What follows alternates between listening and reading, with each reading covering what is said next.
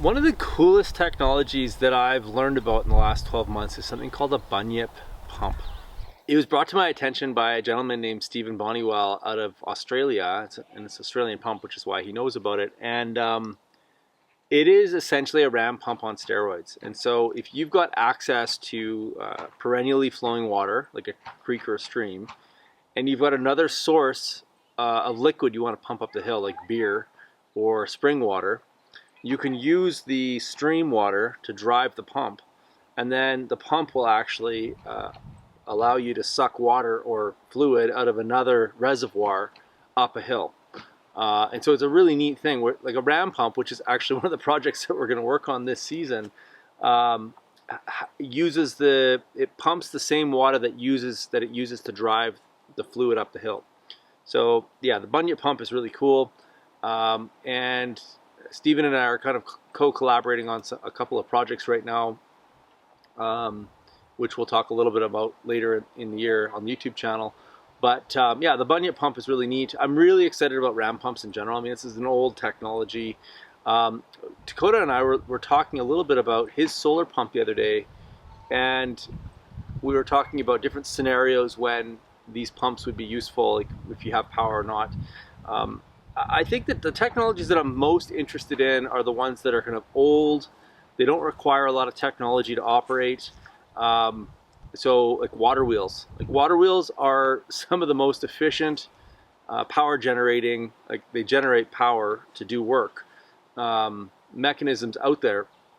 And all they take is a small amount of water falling down a vertical distance, and all of a sudden you can turn it into rotational energy. That's amazing to me. And I've got 2 creeks. I've thought a lot about building water wheels. The other really neat technology that we're going to be experimenting with this year that I'm also, it's an old tech and has really big implications to homesteading, is thermosiphon. And so we now have a wood cook stove in our house. And we're going to set that thermosiphon up. Maybe not this year. We'll see. Depends on if we get our house retrofit done, which I don't think is on the radar for this year now. But that's going to allow us to both heat our house, cook our food, and provide hot water, all without pumps and electricity, which is pretty sweet. So like right now, my mind is, like, especially with the state of the world right now, there's just so much uncertainty with all our supply chains. Everything seems to be fragile at the moment, and so my mind in the last little while has gone a lot to something that we call in the permaculture space appropriate technology.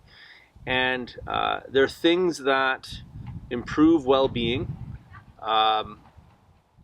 without being overly complex, and I think the well-being piece is really important. Like we have lots of technologies like smartphones that make us work harder.